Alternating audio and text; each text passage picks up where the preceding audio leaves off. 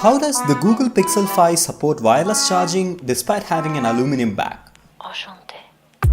Well, for starters, the back panel of smartphones are generally made of three different materials.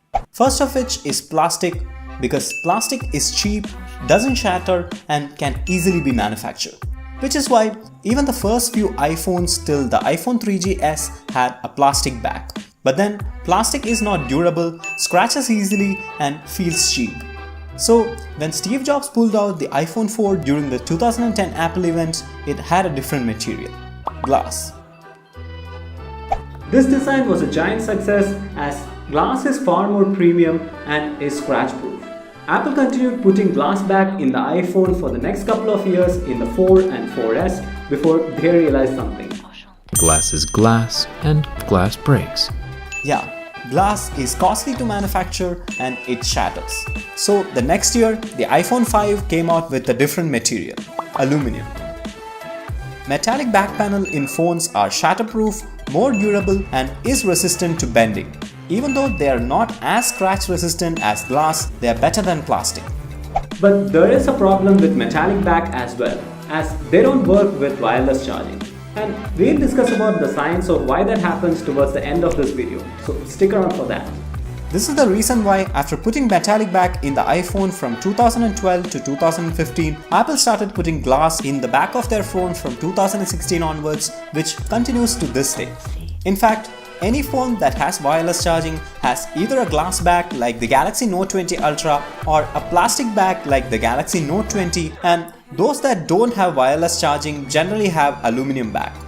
Although there are phones like OnePlus Nord and the OnePlus 8 that don't have wireless charging but still have a glass back, which obviously doesn't make any sense. Anyways, clearly metallic back is better when there is no wireless charging. But then Google has just announced the Google Pixel 5 that has an aluminum back but still somehow supports wireless charging. So how do they do that? Are they doing science fiction or some magic? Let's find out.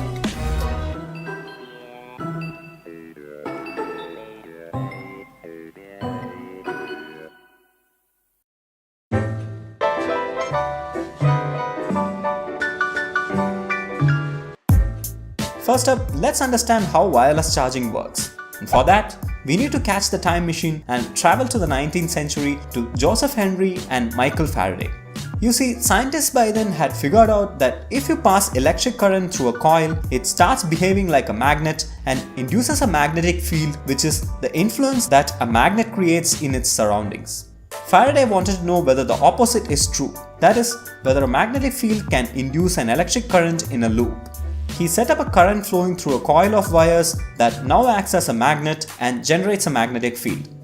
And then he watched if that magnetic field induced a current in the second coil. And it didn't. But then he noticed that when he turned the current on or off in the first coil, there was a brief spike in the current in the second coil. This happened only when the current was changing on to off or back again. He realized that a constant magnetic field doesn't induce a current in a coil, but only a changing magnetic field induces it. Today, we call this phenomenon as the Faraday's law of electromagnetic induction, which says that a changing magnetic field will induce a current in a loop of conductor. This happens when the coil that produces the magnetic field and the coil in which the current is induced are placed near to each other but not necessarily touching each other. Now, a current will be induced in the secondary coil if the area of the coil changes or if the angle between the coils change. But we'll discuss about all that in a later video. In the process of wireless charging, the Faraday's laws of electromagnetic induction comes into play. The charging pad has an induction coil through which an alternating current is passed.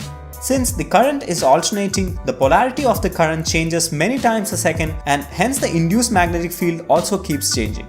The phone to be charged also has a coil inside called the receiver coil, and when the phone is placed on top of the charging pad, the changing magnetic field induces an electric current in the receiver coil and hence charges the phone up. Now, there are quite a few downsides for wireless charging, first of which is the fact that it is not yet truly wireless.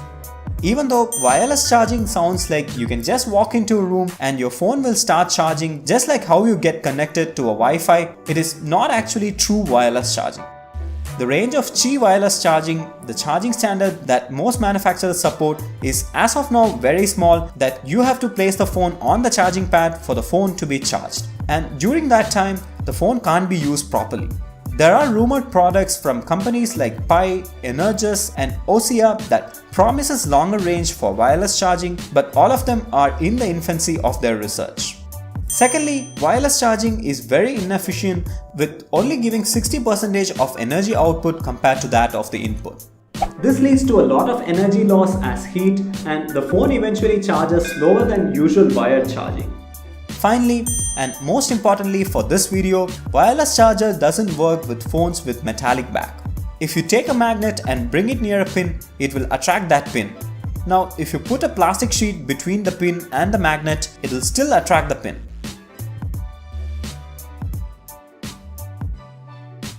But if you put a metallic sheet in between them, the attraction doesn't happen. The effect here is called magnetic shielding because magnetic field cannot penetrate through metals.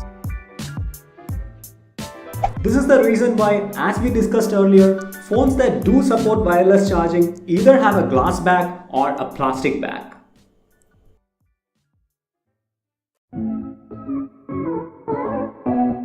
So, how does the Google Pixel 5, despite having an aluminium back, still support wireless charging?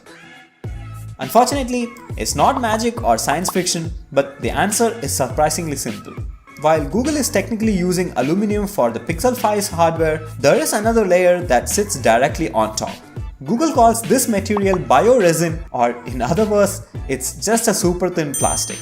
This is what you will feel while you hold the device, but the aluminium underneath helps give the Pixel 5 its structure. This allows Google to cut a physical hole in the Pixel 5's aluminum chassis to put the wireless charging coil. Google says that you shouldn't be able to feel the coil since the resin is apparently very sturdy even with its thin design.